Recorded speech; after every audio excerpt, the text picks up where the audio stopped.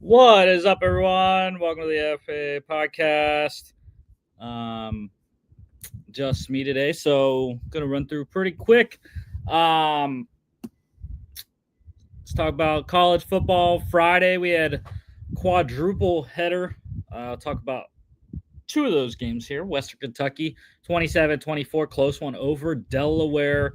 Nick Minicucci, 59.6% for the Blue Hens, 314, one pick, 12 carries, 55 yards, 3 touchdowns, big rushing numbers, but did have a fumble as well. The turnovers, really costly. Western Kentucky returned that fumble. I believe that, can't remember. They returned pick for a touchdown. That really turned the momentum in this game for the Toppers. Maverick McIver was really efficient, 74.2%. 231 touchdowns, 6 carries for 36 yards. Good rushing numbers for both QBs in this one. And Minicucci actually led the game in rushing there with his 55 yards. Otherwise, the Hilltoppers really couldn't run the ball. You see there, George Hart, the leading non-quarterback, or actually Maverick McIver led them in rushing. Hart just on there for a scoring play, 5-yard receiving touchdown. Matthew Henry, wideout for Western Kentucky, led the game in rushing, just short of 100, 4 for 99. And defensively, it's the guy that scored the touchdown, WKU linebacker Karan Hayward, 25-yard pick six. West Kentucky plus 2.5 wins outright, under 63.5 easily, 51. San Jose State 35-28 over John's Lobos. Yeah, John, we all picked your Lobos, man, and we thought you were going to help us out by getting the win, and you didn't. It was a close one. It was just New Mexico couldn't stop San Jose State all night.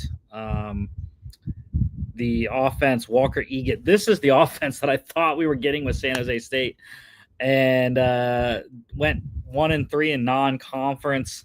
First game of the Mountain West slate this year, and they're 1-0, and they look really good.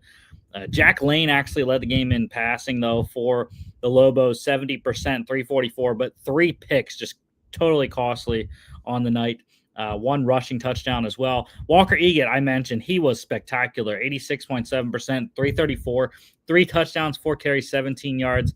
How about the freshman Steve Chavez Soto leading the game in rushing, 14 carries, 71 yards, 2 scores on the ground.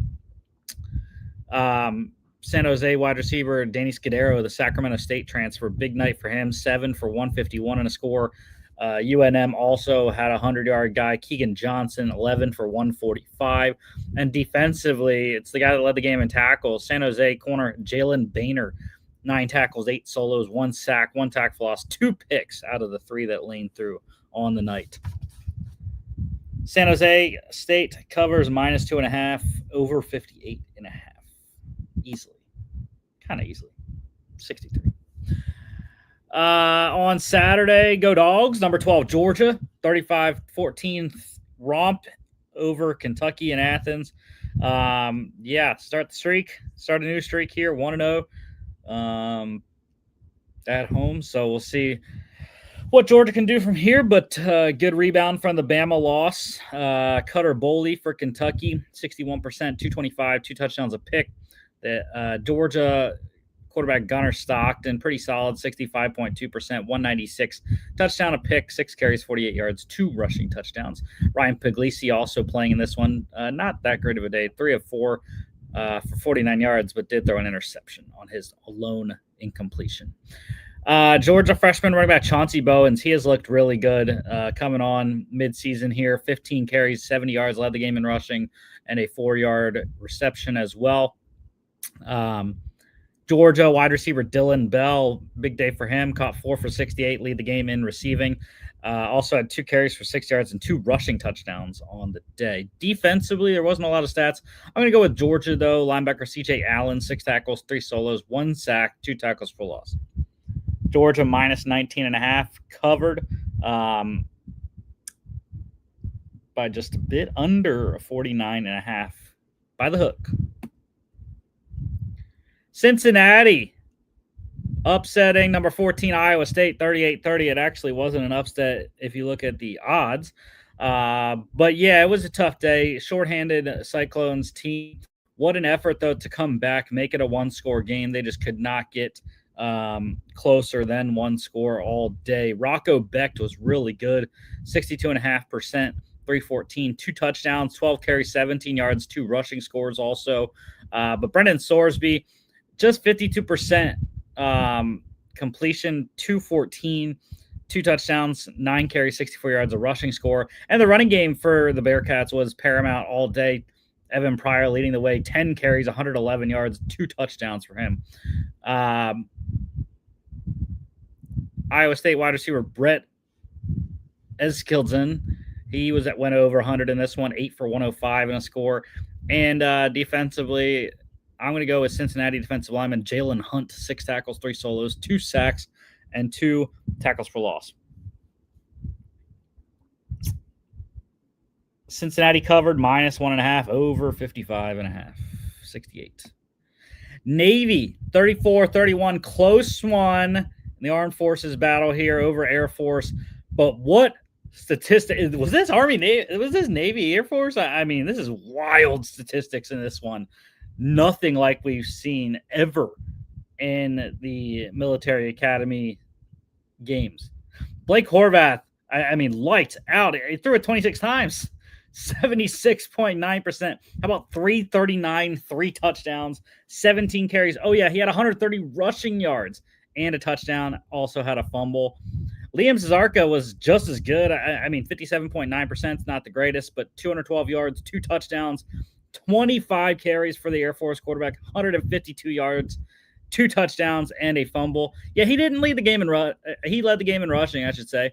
But a monstrous record-breaking day for Navy wide receiver Eli Heidenreich. 8 receptions, 243 yards, and 3 touchdowns. 30.4 yards per reception is ridiculous. Air Force also had a crazy performance by tight end Bruin Fleischman. 6 receptions, 166 yards, and a touchdown. Tackle on Air Force wide receiver Jonah Dawson catching his only pass for a 53-yard touchdown, and it was explosion all day for these two squads. Defensively, hard to play defense against that, but I'm going to go with Navy defense tackle Landon Robinson, 7 tackles, 2 solos, 1.5 sacks, 1.5 tackles for loss. Air Force plus 13.5 covered easily, over 51.5 easily, 65 in that game. Yeah. The first of a couple shockers this weekend. UCLA completely dominating number 7 Penn State in LA, 42-37. Yeah, I mean, it was fire James Franklin. I mean, this is absolutely ridiculous, uncalled for. There is no way that you should have even be close. I thought Penn State had a chance to cover the spread potentially because UCLA came into this game as the worst team in college football. I mean, Power 4, Group of 5, it didn't matter. They were bad, like really, really bad. New head coach, new coordinators, and it made a world of a difference.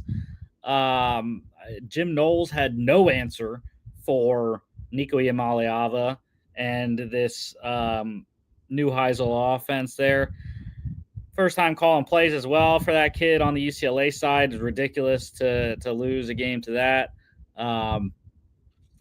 So yeah, I mean, it's just ridiculousness all around for Penn State. So fire James Franklin. I don't know why it hasn't happened yet. It's Tuesday already. Like, we should have the interim head coach, and it should probably be Jim Knowles, I would think. But yeah, this was a fireable offense for sure on James Franklin's part. I mean, you can talk all you want about him losing the big games, which he hasn't won a big one since 2016 when they beat Ohio State. But this, you can't forgive this kind of loss. And I know, being in Pennsylvania and talking to other Penn State fans, like, this should not be happening and he should be gone. I've been a supporter of James Franklin for the longest time.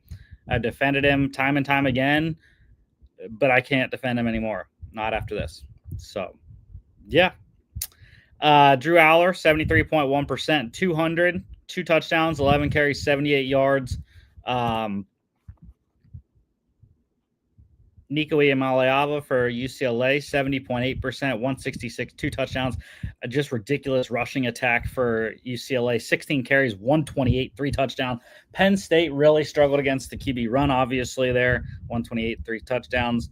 I don't know if Tony Rojas was like the thing that kept the Penn State defense together. I guess so, but Dom DeLuca got banged up as well. So, yeah, it's rough. Katron Allen got in the end zone twice in this one. UCLA wide receiver Quasi Gilmer led the game in receiving, caught 5 for 79 and a score. Defensively, I'm going with Penn State linebacker Amari Campbell, 10 tackles, 5 solos, 1 sack, 2.5 tackles for loss. UCLA plus 24.5 wins outright, over 42.5. Easily. 79. The other shocker of the weekend, Florida, 29-21 over number 9, Texas. DJ Lagway was spectacular, 75%, 298, 2 touchdowns, a pick. Arch Manning continued to be Arch. I mean, it has not been good at all most of the season when they play Power 4 opponents. 55.2% for Arch, 263, 2 touchdowns, 2 picks, 15 carries, 37 yards. Jaden Ball over 100 for the Gators, 27 carries, 107, a touchdown, 3 catches for 16 yards. Texas couldn't run the ball at all. Arch led them in rushing. Quintravian Wisner there, 2 touchdown day for him, but just 1.4 yards per carry. Got in on the ground and through the air. How about the true freshman?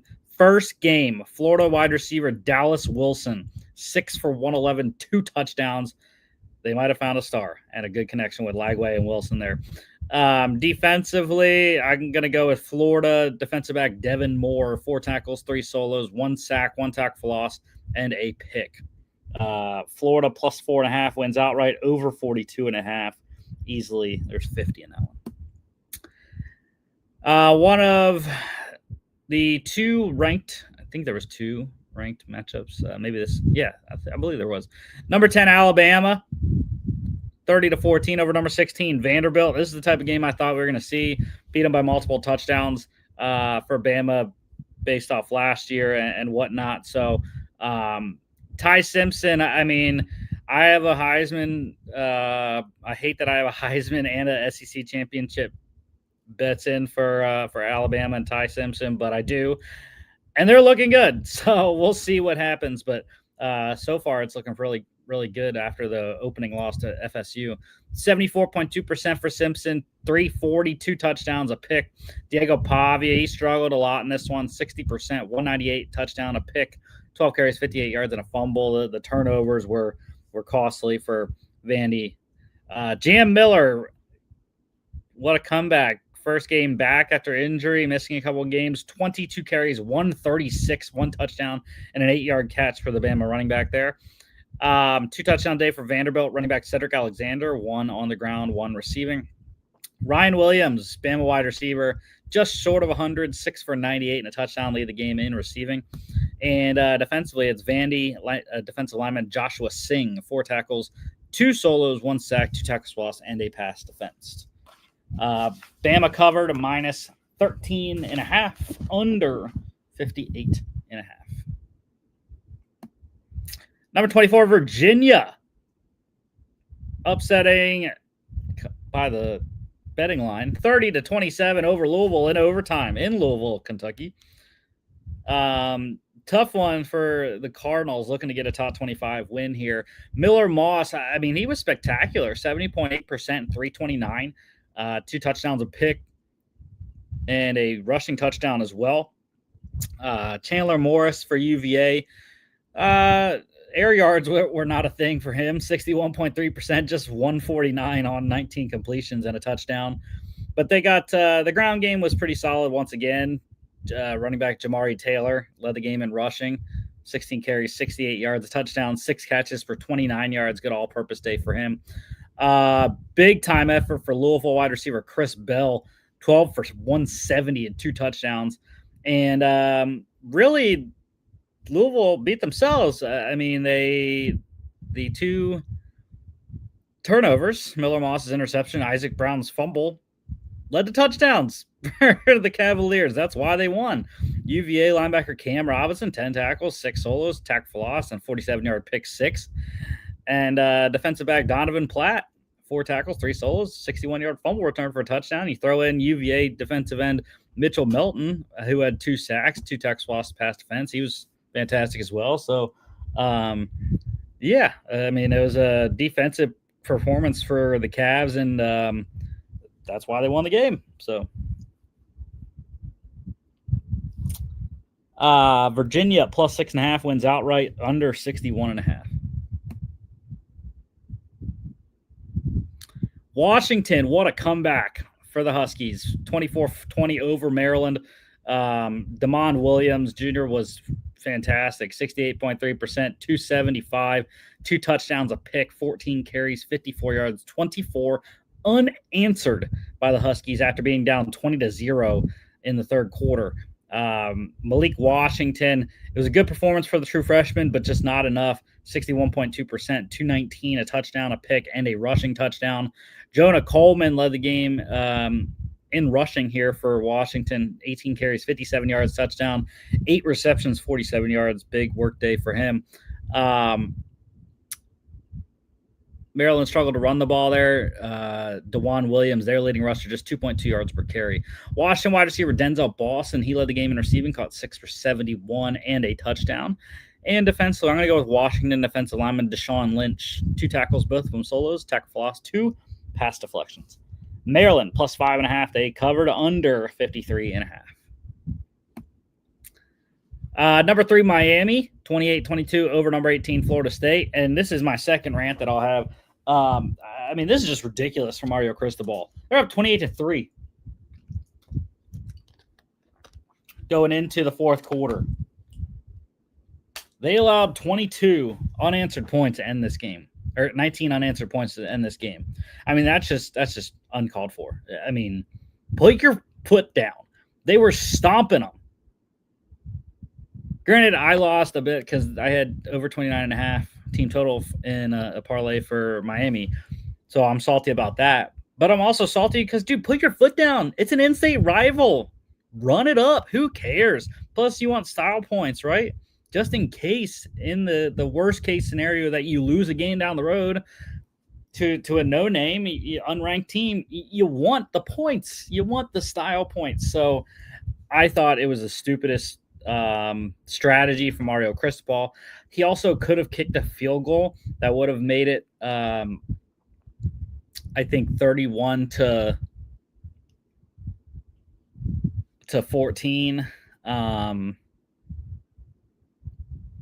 And he didn't.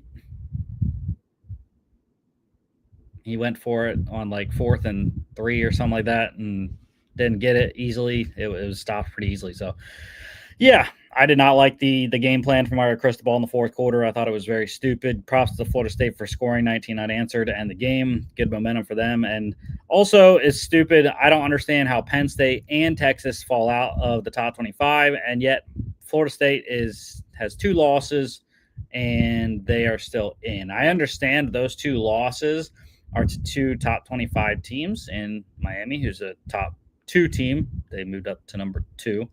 And Virginia, who is in the top 20 now, I believe.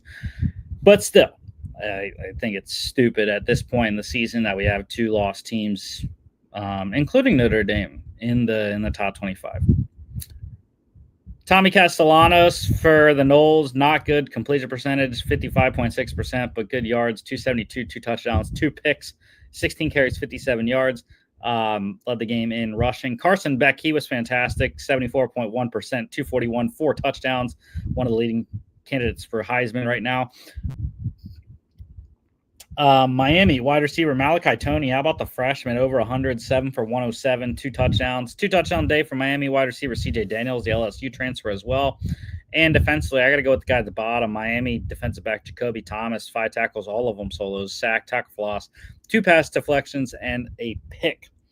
Miami minus 2.5, covered under 54.5. Over bettors hate Miami as well.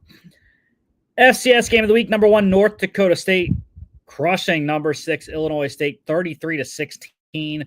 Cole Payton was phenomenal, 85.7%, 194, a touchdown, big-time rushing numbers as well, 15 carries, 79 yards, and a rushing touchdown. The Bison ran the ball very efficiently. Barika Kapenu, 14 carries, 116, a touchdown, and a 2-yard catch as well. So North Dakota State back to that ground and pound style that they're well known for, and continuing to crush people on the way their number one ranking. And back-to-back titles here. Tommy Rittenhouse for the Cardinals, 57.1%, 191, a touchdown, a pick, 7 carries for 15 yards.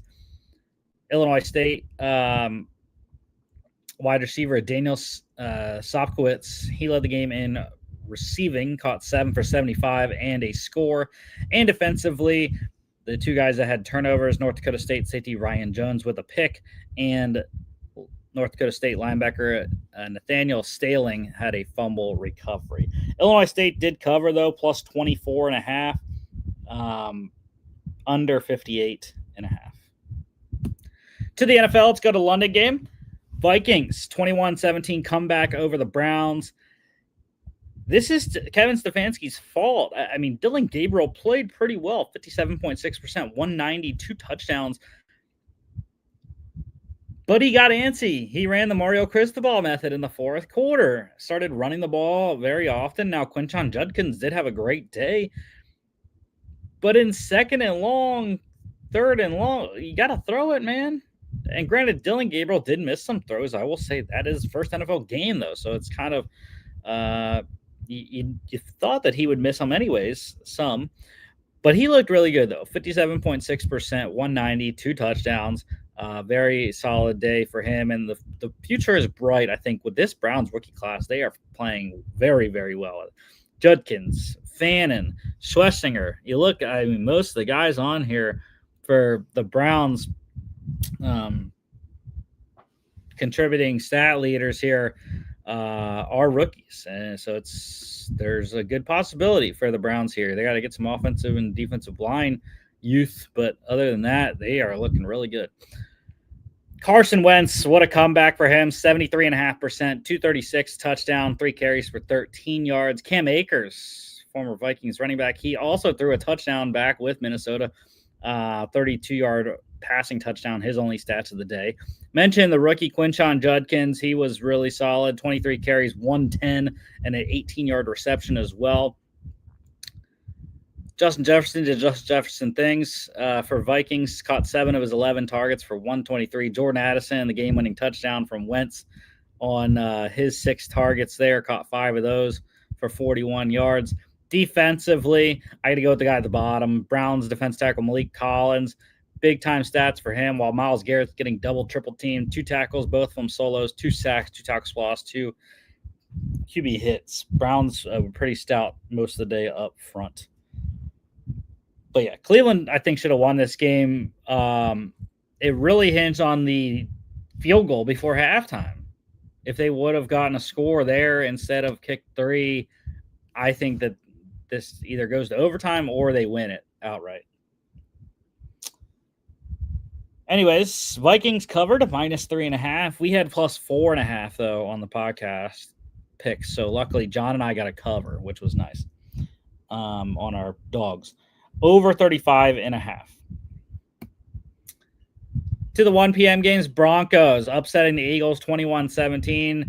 This was a start of a whole day and weekend of NFL upsets. Big-time comebacks.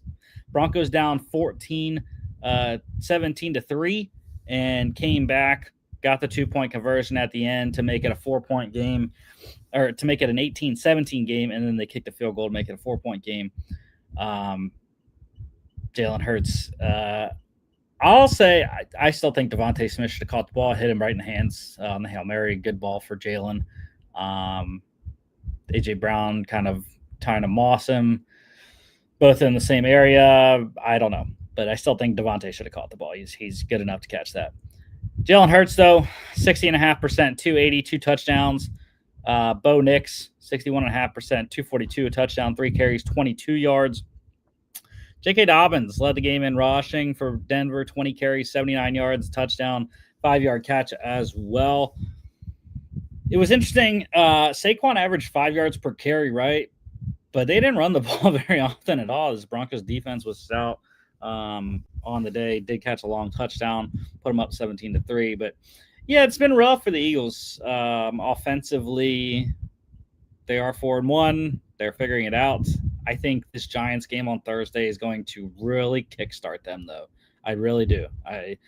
Nothing gets you going better than a win against the Giants on a primetime game. Devontae Smith, he led the game in rush and receiving over 100, caught 8 of his 10 targets, 114. Cortland Sutton also with 10 targets for Denver, just shy of 108 for 99 there.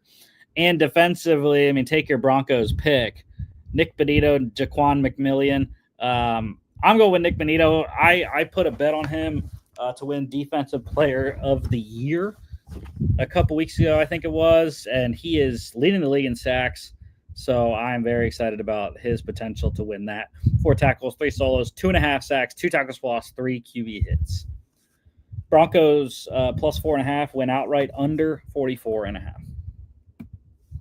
Panthers with a comeback, 27-24. Great effort for Bryce Young, 63.3%, 198, 2 touchdowns, a pick, and a fumble coming back from those 2 turnovers there, getting the win. Tua Tagovailoa, really good, 75%, 256, 3 touchdowns, but just not enough in the end.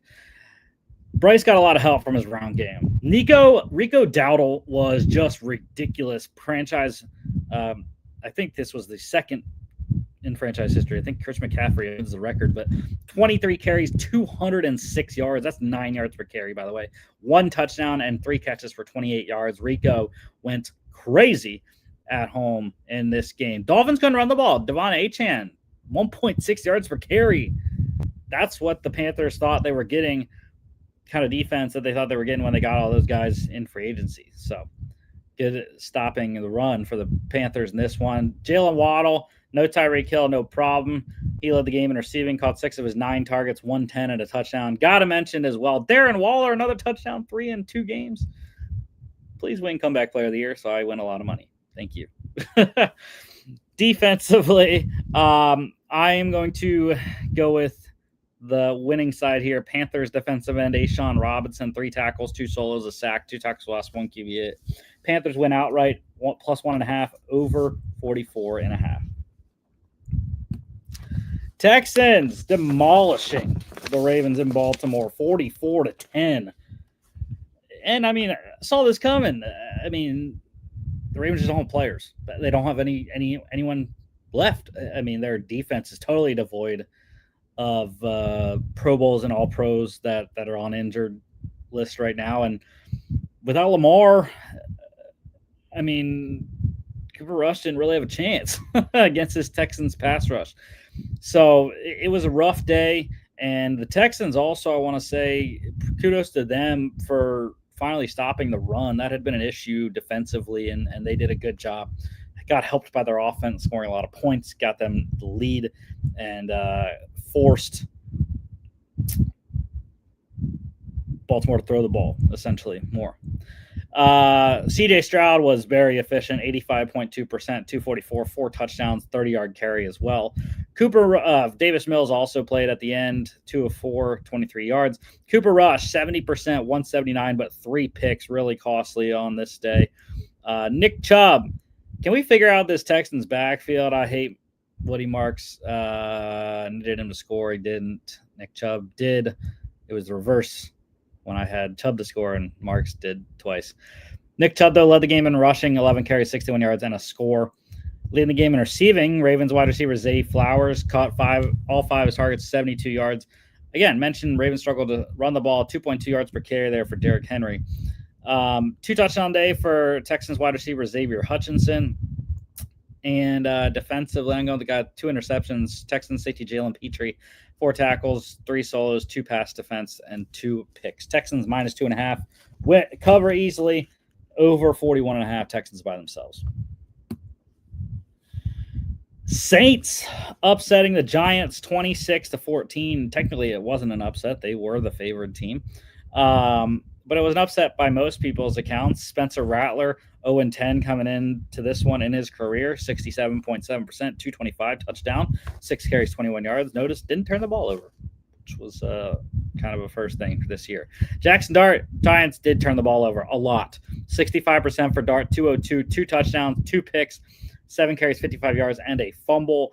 Cam Scadaboo, he led the game in rushing, just 3.9 yards per carry, though, 15 carries, 59 yards. He fumbled as well, caught 6 of his 7 targets for 45 yards. Rashid Shaheed, over 100 in this one for the Saints, caught 4 of his 5 targets for 114 and a touchdown, including an 87-yard touchdown. Chris Olave, double-digit targets there, caught 7 of his 11 targets for 59 yards. 2 touchdown day for Giants tight end Theo Johnson on his 7 targets.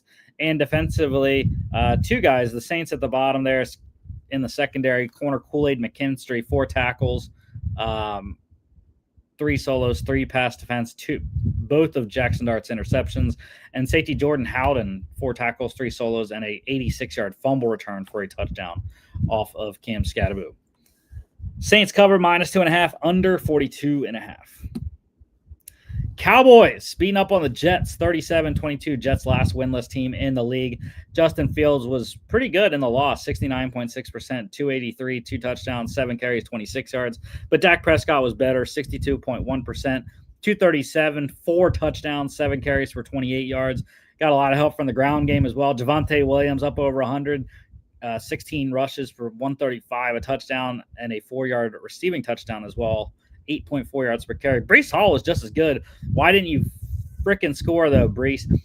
14 carries, 113 yards, 8.1 yards per carry there. He fumbled, caught 4 of his 5 targets for 42 yards. How about Cowboys wide receiver Ryan Flournoy? Up over 100, caught 6 of his 9 targets for 114. Garrett Wilson, double-digit targets for him, and rookie tight end Mason Taylor got 6 of his 10 for 71 and a score. Mason Taylor, 12 targets, caught 9 for 67. 2 touchdown day for Dallas tight end Jake Ferguson on his 9 targets.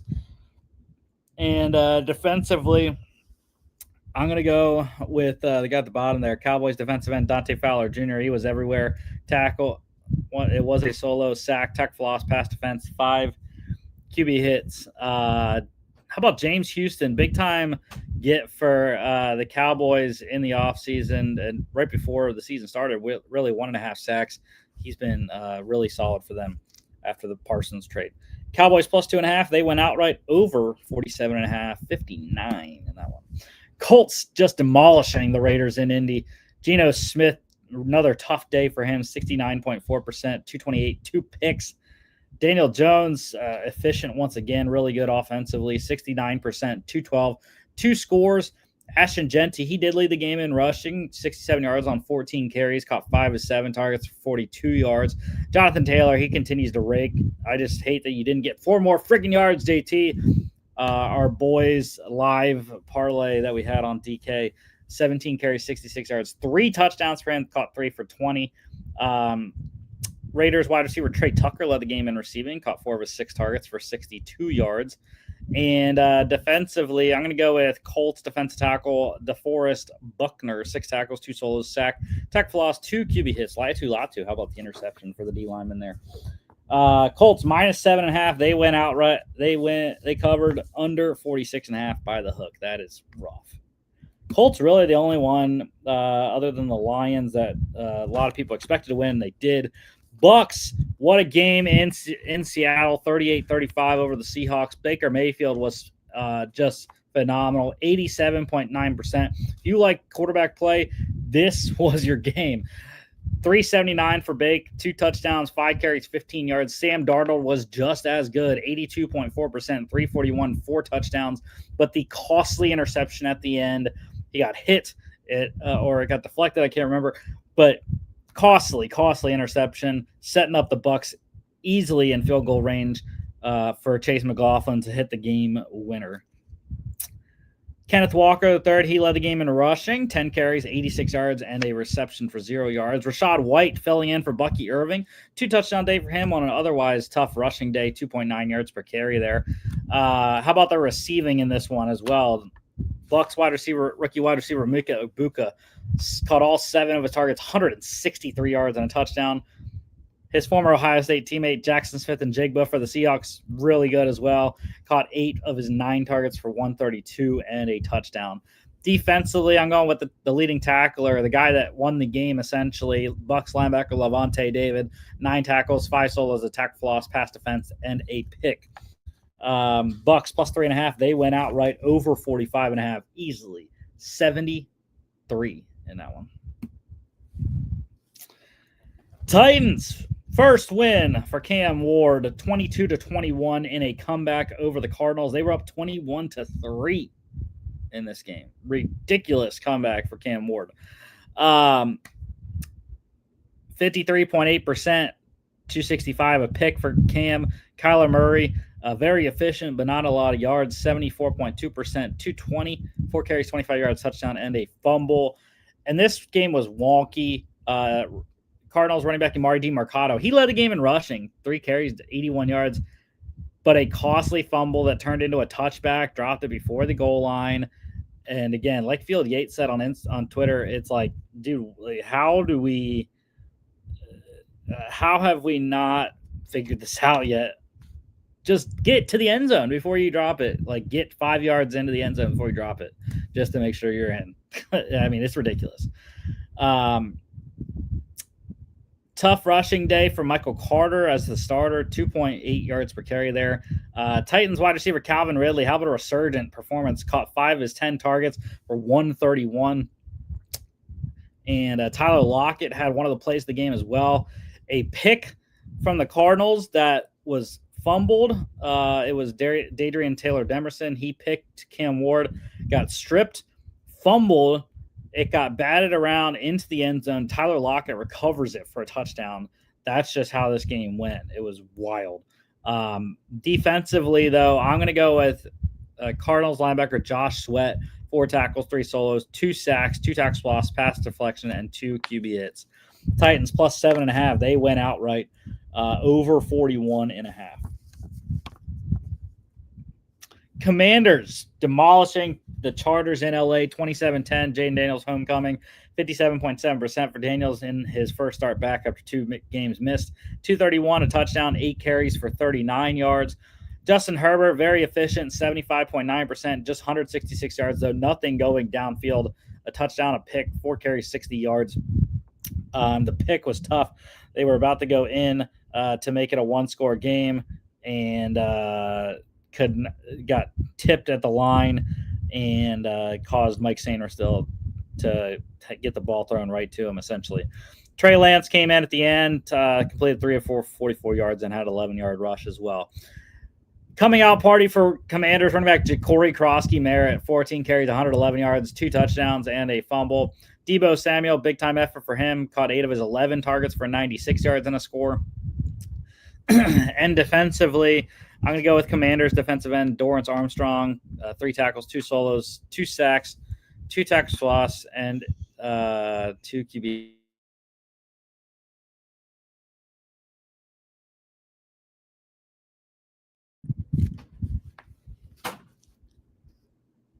Bucks, the Commanders cover plus 3.5. They went outright under 48.5. Lions blowing out the Bengals in Cincy, 37-24. Jared Goff, just phenomenal, 82.6%, 258, 3 touchdowns and a fumble. Jake Browning, another horrendous performance, 65%, 251, 3 touchdowns, but threw 3 picks, 4 carries for 31 yards. David Montgomery, homecoming for him from Cincinnati area. He led the game in rushing, but just 3.6 yards per carry, not very efficient. 65 yards on 18 carries, had 2 touchdown day. He ran one in, caught a ball for 6 yards, and then threw a 3-yard touchdown as well, the first touchdown of the game. Jamar Chase, 100-yard effort for him, caught 6 of his 10 targets, 110 and 2 scores. Amon-Ra St. Brown was also right at 100, caught 8 of his 9 targets for 100 even. Defensively, how about the big-time day for Lions defensive end Aiden Hutchinson? 4 tackles, 2 solos, sack, tackle for loss, 5 QB hits. Lions covered minus 9.5, over 48.5. 61. Sunday Night Football, another upset. Patriots 23-20 over the Bills. Drake May was just spectacular in his performance, 73.3%, 273, 3 carries for 12 yards. Josh Allen, he was good as well, but the turnovers were costly, 71%, 253, 2 touchdowns, a pick, 9 carries, 53 yards, and a fumble. Travion Henderson, there was not much running the ball at all for either side. He led the Patriots in rushing, just 24 yards. Ramondre Stevenson, 2 touchdown day for him, but he fumbled again. So it's tough for that. How about the homecoming for Stephon Diggs? Caught 10 of his 12 targets for 146. Dalton Kincaid, tight end for the Bills, also over 100. Caught all 6 of his for targets for 108. Defensively, I already go with Bills defensive end Greg Rousseau, 6 tackles, 5 solos, sack, 2 tackles, lost, 3 QB hits. Patriots plus 7.5. They went outright under 48.5. And last night, what do you know, is another comeback. Jags down 14-0, coming back, and they win 28-24 in the most ridiculous way. Trevor Lawrence literally fell down on the ground for like 5 seconds, gets up, and no one touches him from Kansas City and runs it in for the game-winning touchdown. Just ridiculous play. Patrick Mahomes, he was very good, though, 70.7%, 318, touchdown, a pick, 6 carries for 60 yards, and a score. Trevor Lawrence, like I mentioned, he was good, though, as well, 72%, 221, a touchdown, a pick, 10 carries, 54 yards, 2 rushing touchdowns, and a fumble. Big-time rushing performances for both quarterbacks, leading both of their teams in rushing. Kareem Hunt, he had 2 touchdown night for Kansas City, 7 yards per carry there as well, big 30-yard run early in the game. Chiefs wide receiver Tyquan Thornton, he led the game in receiving, caught 3 of his 5 targets for 90 yards. And defensively, a lot of good performances. But how about maybe the leader for Defensive Player of the Year right now, Devin Lloyd? He was the Defensive Player of the Week last week and the Defensive Player of the Month for September. 2 tackles, both of them solos, pass defense, QB hit, and a 99-yard pick 6 that really turned the head on this game. Jags plus 3.5. They went outright over 45.5, 59 in that game. College football news, Oklahoma quarterback John Mateer, he has a chance to play against Texas this week after having hand surgery a while ago. And, we'll see. It remains to be seen. But Texas, this was the game that they all kind of targeted for him to come back because Oklahoma's going to need him. Texas is no longer ranked highly, not ranked at all, but it means a lot to both programs. UFL news, major announcements in the UFL today from owner Mike Rapole. The UFL announced its 8 teams for the 2026 season. So the Arlington Renegades, they are being rebranded back to the Dallas Renegades. 3 new expansion teams, Columbus Aviators, Louisville Kings, and Orlando Storm. They are bringing back the Houston Gamblers with a different logo, though, this time. The stadiums look like this. Orlando, they are going to play at Inter & Co. Stadium, where the MLS is Orlando City SC, and the NWSL's Orlando Pride play. The Columbus Crew, the Columbus team, they are going to play at Historic Crew Stadium. That's the former home of the MLS Columbus Crew. Dallas will play at Toyota Stadium, where FC Dallas plays in the MLS. Houston, they are going to play at Shell Energy Stadium, where the MLS's Houston Dynamo FC and the NWSL's Houston Dash play. And Louisville, they are going to play at Lynn Family Stadium, where the NWSL's Racing Louisville FC plays. So soccer stadiums galore there, but it works because it's smaller capacities. No conferences. The USFL and the XFL brands are gone. Top 4 teams make the playoffs out of the 8. Season kicks off March 27th. So we're in free agency right now, though. We'll see a bunch of guys got re-signed by their former team. Stallions re-signing their big red zone target tight end Jordan Thomas. Battlehawks, they re-signed running back Jarvian Howard and guard Steven Gonzalez, all UFL last year. Renegades, they re-signed running back Day Hunter, wide receiver Javante Payton, guard Marcus Minor, and long snapper Antonio Ortiz. And the Defenders, they re-signed defensive back Bryce Thompson. We had a couple trades go down in the NFL today. The Bengals getting a QB to replace Jake Browning. Joe Flacco comes in from Cleveland along with the Lions 2026 sixth-round pick. Joe Flacco is expected to play. They want him to play this week. They kind of need him to play. And what's funny is that Joe Flacco could beat the Packers twice if the Bengals can somehow win this weekend. And the Browns getting back a 2026 fifth-round pick. So pretty good return there, I think, for a very old quarterback in Joe Flacco and a guy that they did not need anymore. So Shedeur Sanders moves up to second now on the depth chart. The other trade today, Chargers getting a pass rusher. The all Harbaugh trade. Odafe Owe coming in from Baltimore along with the Rams 2027 seventh-round selection. The Raiders getting safety Alohi Gilman and a 2026 fifth-round pick. So good compensation for an edge rush, and Chargers desperately needing edge rush. Khalil Mack injured and really have not been effective with the rest of their players. So hoping that the former first-rounder can get some production there from this pass rush group for LA.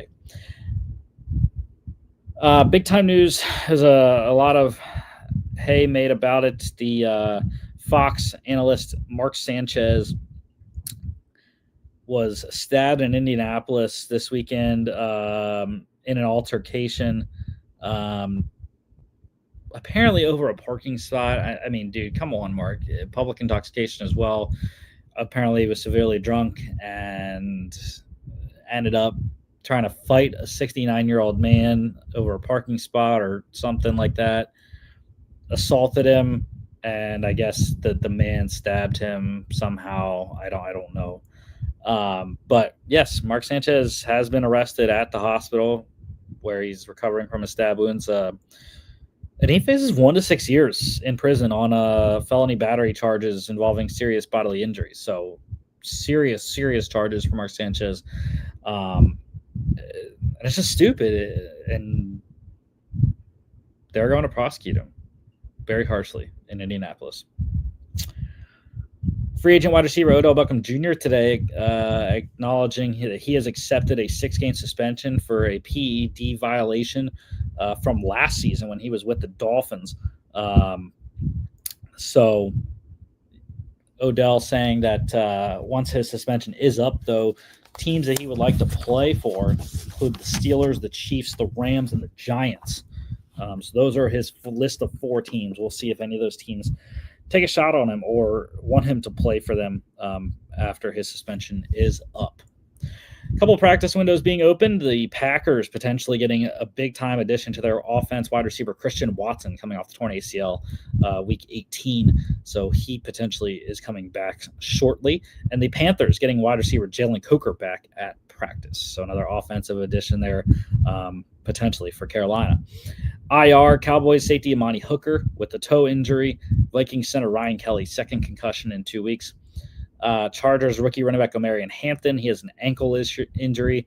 And the Jags tight end Brenton Strange added to IR today with a quad injury. He's out about a month. Injuries. Bucks running back Bucky Irving shoulder injury, more serious than initially thought. He's going to be out at least 2 weeks, so more than likely he's going to miss this week as well. Raiders tight end Brock Bowers. He has a PCL injury and a bone bruise on his knee. He's officially listed as week to week. So likely not going to play this week. I'm not sure. Colts kicker Spencer Schrader, bad news for Indy. He is done for the year. Torn knee injury. Patriots running back Antonio Gibson, he's out for the year. He did tear his ACL on Sunday night. Giants rookie QB Jackson Dart, he's dealing with a hamstring injury, but he said he will play on Thursday. Lions corner Tyrion Arnold. The good news there, he's expected to be out indefinitely, but back this month potentially with the shoulder injury that not as bad as they thought it was. Corner DJ Reed, though, he is out indefinitely, hamstring injury there. Eagles running back Saquon Barkley popping up on the injury report, dealing with general knee soreness. Guard Landon Dickerson, he has an ankle injury. Both expected to play, I believe, on Thursday. A couple of releases. The Raiders granting linebacker Jermaine Pratt's request for a release going in a different direction there. And the Bengals today with the Joe Flacco trade, they released quarterback Brett Rippon. So Jake Browning, the backup to Joe Flacco there. And a couple signings, the Ravens, they signed Texan safety C.J. Gardner-Johnson to their practice squad, paying him the vet minimum guaranteed salary from Texans. And the Colts, they signed Lions kicker Michael Badgley to replace injured Spencer Schrader. Chargers signing running back Nyheim Hines to the practice squad after the Omarion Hampton injury there. And one other thing, the NCAA has approved new transfer portal rules. So one window, January 2nd to the 16th every year, grad transfers and undergrads, they will be at the same exact time. And there's a head coach change, then players have a 15-day window to enter the portal after the new head coach has been hired. So they cannot transfer until after the new hire has come in. Pick standings. So this does not include last night's game, but I am still at the top there. Jimmy by one. Jimmy and John by one, I should say. Logan and Danny down at 7 and 4. So how did this work out last week? It was the Jets and Dolphins game was the defining game there. That is how John and I got a leg up on everyone else. So John moves up a spot to tie Jimmy at 8 and 3. And we all lost the Rams game. We all won the Broncos game. But John and I got the Dolphins right on Monday Night Football. Logan, Jimmy, and Danny went with the Jets. Thursday night, it's a clean sweep here. Trappy kind of feel like Logan and I were talking about today. 6.5 for the Eagles. I don't like that. I lean Giants plus 6.5. I think it might be a close game. But I do think Philly is too good to win. They always have the Giants number as well. So I like the Eagles to win. Vic Fangio, I think, is going to give Jackson Dart some different looks there. And it's interesting because these two teams play twice in 3 weeks. So it'll be interesting to see how much they share offensively and defensively. And even special teams, I guess. Total here is 40.5. I like buying a couple points if it's not too juicy to get up to like 43.5. Take the under. I think it's going to be a good defensive battle here in New Jersey. 8:15 p.m. Prime Video. And that's the show for today. Next week, we're talking week 7 opener. AFC North, Steelers at the Bengals with new quarterback Joe Flacco. And the week 6 cappers doubleheader on Monday Night Football. Once again, we got the Bills at the Falcons, the Bears at the Commanders. Don't forget to catch that. And don't forget to follow us on all our social media at FAA Podcast on Instagram and X, FAA_bets on X as well. FAApodcast.com is our website. Check us out here on YouTube, Facebook, X, and Instagram as well. Spotify, Apple Podcasts, and iHeartRadio. And we will see y'all back for Football Friday.